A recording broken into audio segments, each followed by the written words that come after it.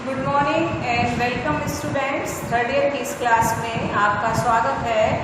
Third year के second part में हमारा टॉपिक चल रहा था फ्रांस की राज्य क्रांति, जिसमें हमने फ्रांस की राज्य क्रांति के विभिन्न कारणों और उसके विरुद्ध जो लुई 16वें की गतिविधियां थी उस पर हमने विस्तृत रूप से चर्चा कर ली थी। आपको याद होगा टेनिस कोर्ट की शपथ किस तरह से उसमें व्यवधान उत्पन्न किए गए थे और अंततः जो क्रांतिकारी थे उन्हें सफलता हासिल हुई थी स्टेट जनरल का अधिवेशन कराने के संबंध में। इसके बाद देखिए जो प्रमुख रूप से घटनाएं घटित हुई थी उनमें सर्वप्रथम आता है नई विधानसभा। 1 अक्टूबर 1791 ईस्वी को नई विधानसभा का अधिवेशन शुरू हुआ। यद्यपि इसका जो समय रखा गया था वो 2 वर्ष के लिए था, इसका कार्यकाल 2 वर्ष के लिए रखा गया था, लेकिन ये विधानसभा जो थी वो 1 वर्ष से भी कम समय ही अपना कार्य पूरा कर पाई थी। यद्यपि लुई 16वें के प्रति इस समय जो जनता में अविश्वास था वो बढ़ता जा रहा था, अर्थात लुई 16वें के प्रति जनता का असंतोष दिन प्रतिदिन बढ़ता ही जा रहा था। इसके अलावा आप देखिए जहां एक ओर जनता में अविश्वास बढ़ रहा था और जो चित्र प्रस्तुत किया जा रहा था वो वास्तविकता से बिल्कुल ही परे था। ऐसी स्थिति में आप देखिएगा पादरियों के द्वारा जो व्यवहारिक संविधान था उस संविधान की शपथ लेने की जब बात कही गई तो पादरियों ने उस व्यवहारिक संविधान की शपथ लेने से इनकार कर दिया। इतना ही नहीं, लवादे नामक स्थान पर पादरियों के नेतृत्व में हजारों से जो किसान थे उन्होंने विद्रोह कर दिया था। अब स्थितियां ऐसी थी कि दिन पर दिन जो अव्यवस्थाएं हैं, जो अराजकता का दौर था वो बढ़ता ही जा रहा था। ऐसी स्थिति में इस नई विधानसभा के द्वारा इन पादरियों के विरुद्ध एक आज्ञप्ति जारी की गई, लेकिन लुई 16वें ने यहाँ भी आप देखिएगा जो संविधान द्वारा उसे विशेषाधिकार दिया गया था उस विशेषाधिकार का प्रयोग करते हुए विधानसभा द्वारा जारी की गई उस आज्ञप्ति को उसने रद्द कर दिया। स्वाभाविक है जब राजा के द्वारा इस तरह की कार्यवाही की जाएगी तो जो विद्रोही थे उनकी उत्साह जो था, उनका हौसला जो था वो बढ़ता ही जा रहा था। कहीं ना कहीं यदि हम देखें अभी भी लुई 16वां कुलीनों और पादरियों को अपना सहयोग और समर्थन प्राप्त कर रहा था। फ्रांस की क्रांति के बाद आप देखिएगा बहुत सारे कुलीन वर्ग के लोग जो थे वो फ्रांस छोड़ करके चले गए थे और सिर्फ कुलीन ही नहीं बल्कि बड़ी संख्या में पादरी जो थे वो भी फ्रांस छोड़ करके भागने लगे थे और ऐसे कुलीनों और पादरियों को संज्ञा दी गई भगोड़ों की। इन्होंने आप देखिए फ्रांस की जो पूर्वी सीमा थी, फ्रांस की उस पूर्वी सीमा पर 20,000 सैनिकों की एक विशाल सेना भी तैयार कर ली थी ताकि समय पड़ने पर इसकी सहायता से वे फ्रांस में प्रवेश करें और अपने विशेषाधिकारों को पुनः प्राप्त करने में सफल हो सकें। अब इस कंडीशन में भी विधानसभा के द्वारा पुनः इन भगोड़ों के प्रति आज्ञप्ति जारी की गई और इन्हें ये कहा गया कि जो 20,000 सैनिकों की संख्या या सेना इनके द्वारा तैयार की गई है उसको समाप्त कर दिया जाए। साथ ही साथ उनके सामने ये प्रस्ताव भी रखा गया कि यदि वो फ्रांस लौटते हैं तो उनको पूरा मान सम्मान उनका जो था वो प्रदान किया जाएगा और साथ ही साथ ये चेतावनी भी दी गई यदि वो इस आज्ञप्ति को स्वीकार नहीं करते हैं उस कंडीशन में इन कुलीनों की और पादरियों की जितनी भी संपत्ति अभी फ्रांस में थी उस समस्त संपत्ति को जब्त कर लिया जाएगा। संभवतः इसके पीछे शायद ये उद्देश्य रहा होगा कि शायद संपत्ति के लालच में आकर के ये पादरी और कुलीन वर्ग के लोग जो फ्रांस छोड़ करके जा चुके हैं वो पुनः वापस लौट आए। लेकिन यहाँ पर आप फिर देखिएगा इस बार पुनः लुई 16वें के द्वारा ये जो आज्ञप्तियां जारी की गई थी उनको रद्द कर दिया गया। अभी तमाम परिस्थितियां इस ओर संकेत करती हैं कि लुई 16वां अपने पक्ष को मजबूत बनाने के लिए कहीं ना कहीं अभी भी इन कुलीनों और पादरियों को अपना 100% सहयोग और समर्थन प्रदान कर रहा था। अब जिस समय फ्रांस में इस तरह की राजनीतिक गतिविधियां चल रही थी, तभी फ्रांस की घरेलू राजनीति में कुछ संगठन जो थे वो भी अपनी महत्वपूर्ण भूमिका निभाने के लिए स्थापित किए गए, जिनमें सबसे पहला है आपका जैकोबिन क्लब। और फ्रांस की घरेलू राजनीति में इन संगठनों और इन गोष्ठियों ने अपनी महत्वपूर्ण भूमिका निभाई थी। आप देखिए इसमें जो जैकोबिन और कार्दली क्लब, जो दूसरा पहला जैकोबिन दूसरा कार्दली क्लब जो है वो काफी विख्यात थे, प्रसिद्ध थे। और जैकोबिन क्लब जो था विधानसभा के अनेक सदस्य विधानसभा में इसके सदस्य थे। साथ ही साथ आप देखिए ये पेरिस का जैकोबिन क्लब जो है वो पेरिस का प्रतिनिधित्व कर रहा था, क्योंकि इसके सदस्य अधिकांश पेरिस से ही रिलेटेड थे या पेरिस के ही निवासी थे। और रॉबेस्पियर जैकोबिन क्लब का प्रमुख सदस्य था। परीक्षा की दृष्टि से भी आप देखिए जैकोबिन क्लब जो है वो मोस्ट इम्पोर्टेंट है, तो आप इसको अच्छे से तैयार भी करेगा छोटे क्वेश्चन के रूप में। और इसकी जो शाखाएं थी जैकोबिन क्लब की वो हजारों की संख्या में इसकी शाखाएं पेरिस और फ्रांस के विभिन्न भागों में फैल चुकी थी, ताकि जो राजनीतिक गतिविधियां हैं उनको अपने अपने प्रदेश स्तर पर भली भांति अंजाम दिया जा सके। इसके बाद कार्दली क्लब जो है ये भी महत्वपूर्ण भूमिका निभा रहा था। यद्यपि इस क्लब के जो विचारधारा थी वो गणतंत्रीय विचारधारा थी और इसका जो प्रमुख नेता था उसका नाम था दांतो। तो अपने गणतंत्रीय विचारों को प्रसारित करने के उद्देश्य से इसके सदस्य जो थे वो कड़ा परिश्रम कर रहे थे, यानी ये लोग राजतंत्र का समर्थन नहीं कर रहे थे। इसके बाद अगला महत्वपूर्ण राजनीतिक संगठन आता है जिरोंडिस्ट। फ्रांस के जिरोंड प्रांत से अधिकांश सदस्य जो थे वो संबंध रखते थे, इसलिए इस दल का नाम जिरोंडिस्ट दल रखा गया था। साथ ही साथ आप देखिए इस क्लब की एक महत्वपूर्ण बात ये भी थी कि इसमें अधिकांश सदस्य जो थे वो युवा थे और इनकी जो नेता थी मदाम रोला वो भी एक युवती थी और बहुत ही रोमांटिक स्वभाव की महिला थी। तो आप देखिए यहाँ पर स्थिति ये थी, युवाओं की संख्या अधिक होने के कारण उनमें उत्साह भी अधिक था और जनता को भड़काने के लिए भड़काऊ भाषण भी इनके द्वारा निरंतर प्रसारित किए जाते रहे थे। तो इस तरह से अब फ्रांस की घरेलू राजनीति में ये महत्वपूर्ण संगठन और गोष्ठियां जो थे वो अपनी महत्वपूर्ण भूमिका निभा रहे थे। अब हम बात करते हैं युद्ध का आरंभ।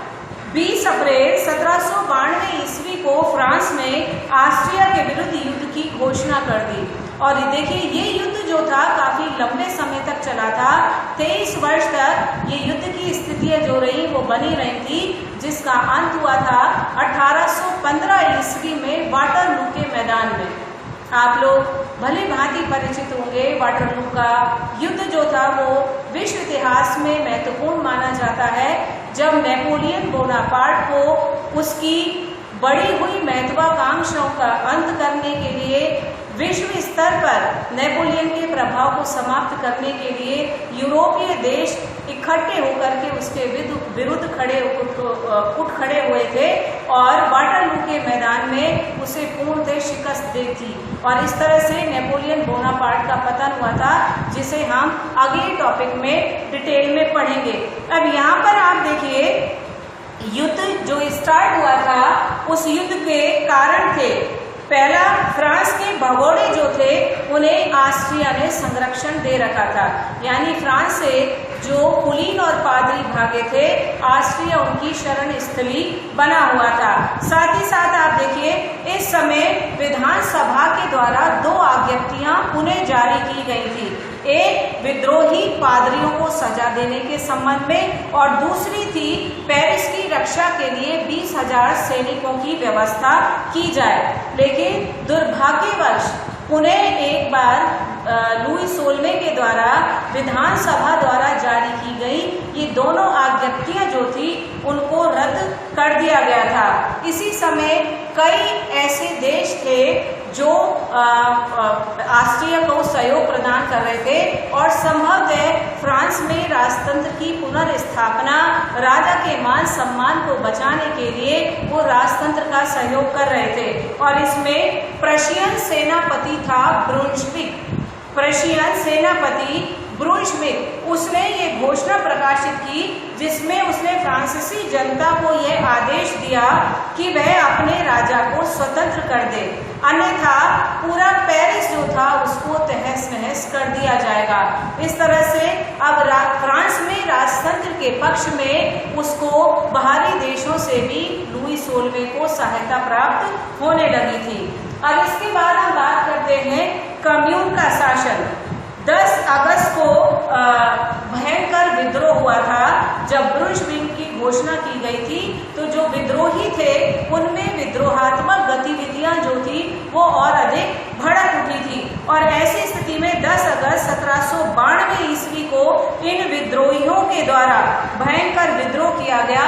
उन्होंने सीधे फ्रांस के राजमहल पे धावा बोला और बड़ी संख्या में आप देखिए यहाँ पर लगभग 800 जो स्विस रक्षक थे वो मारे गए थे। इतना ही नहीं, जो विद्रोही थे उनमें से भी लगभग 5000 लोगों की मृत्यु हुई थी। तो एक बहुत बड़े विद्रोह को अंजाम दिया गया था 10 अगस्त को। तो ऐसी कंडीशन में जब कम्यून का शासन स्टार्ट हुआ तो 10 अगस्त का जो विद्रोह था उसकी मारकाट के लिए फ्रांस की क्रांतिकारी समिति जो थी उसको उत्तरदायी ठहराया गया, जिसमें फ्रांस का जो जैकोबिन क्लब था उसकी प्रधानता अधिक थी। तो कम्यून के द्वारा जैकोबिन क्लब को 10 अगस्त के हुए विद्रोह के लिए उत्तरदायी माना गया। अब यहाँ पर आप देखिएगा वो जो जैकोबिन क्लब था वो भी राजतंत्र के पक्ष में नहीं था और अब उन्हें एक बार स्थिति ये हो रही थी कि किसी भी प्रकार से राजा को हटाया जाए, जबकि विधानसभा के द्वारा जो राजा का पद था उसको अस्थायी रूप से स्थगित कर दिया गया। अब चूंकि सीधे राजा को हटाया जाना संभव नहीं हो पा रहा था तो ऐसी कंडीशन में आप देखिएगा एक नए संविधान के गठन की बात की जाने लगी, जिसके लिए एक संविधान का आयोजन करना आवश्यक था, क्योंकि वर्तमान में जो संविधान था वो राजतंत्र का समर्थन कर रहा था या वो राजतंत्रीय पद्धति पर आधारित था। ऐसी स्थिति में आप देखिए जो परिस्थितियां थी वो पुनः एक बार विद्रोह के लिए उत्पन्न हो रही थी या विद्रोह के लिए अब परिस्थितियां पुनः बनती जा रही थी। इसके बाद आप देखिए जो कन्वेंशन है, कन्वेंशन का शासन स्टार्ट हुआ और क्योंकि कम्यून का जो शासन था वो अंत तक आते आते इतना अधिक अत्याचारी और अन्यायपूर्ण हो गया था। आप देखिए 2 सितंबर से लेकर 6 सितंबर तक लगभग 1200 लोगों को खुले रूप से गिलोटिन पर चढ़ा दिया गया था या 1200 लोगों को खुले रूप से मृत्युदंड दे दिया गया था। इस तरह से एक बर्बरतापूर्ण शासन जो था वो चलाया जा रहा था कम्यून के माध्यम से।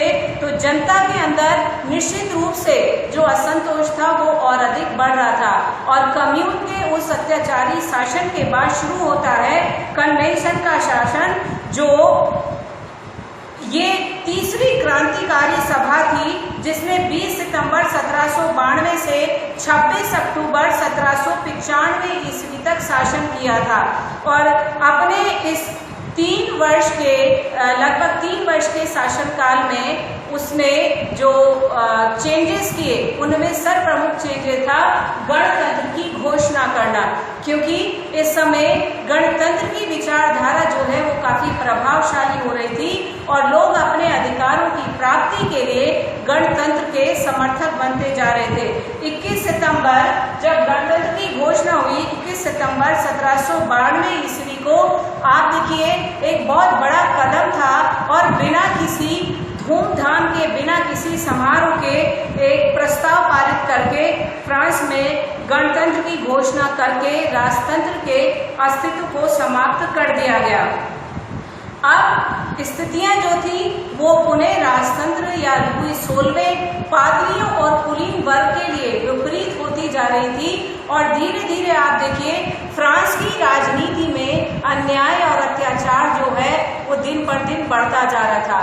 चाहे कार्डली क्लब के सदस्य हो, चाहे जैकोबिन क्लब के सदस्य हो, चाहे कम्यून का शासन हो, हर आदमी, हर क्लब, हर राजनीतिक संगठन अपना वर्चस्व स्थापित करने का प्रयास कर रहा था।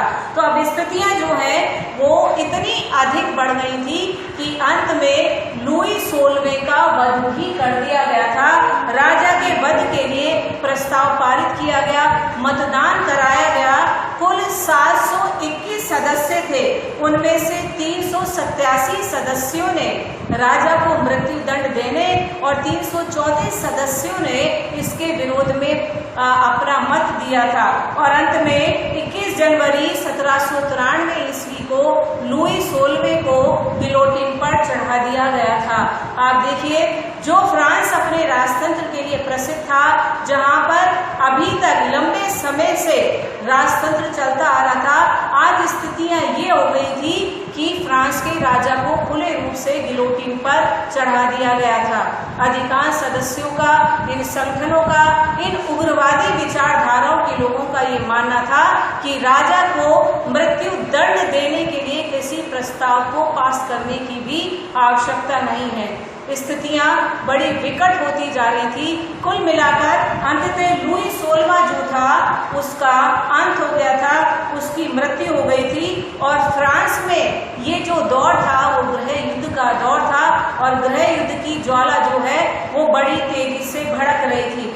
इन्हीं परिस्थितियों में फिर आप देखिए जिरोंदिस दल जो काफी उग्रवादी था, उसके सदस्य जो थे उग्र विचारधारा के थे, उसका सफाया कर दिया गया। और 1793 ईस्वी में फ्रांस में पुनः एक नए संविधान का गठन किया गया, जिसके द्वारा एक स्थायी सरकार भी बनाई गई। आज की क्लास में इतना ही। अगली क्लास में आतंक का राज्य और डायरेक्टरी के शासन के साथ पुनः हम लोग फिर एक साथ मिलेंगे।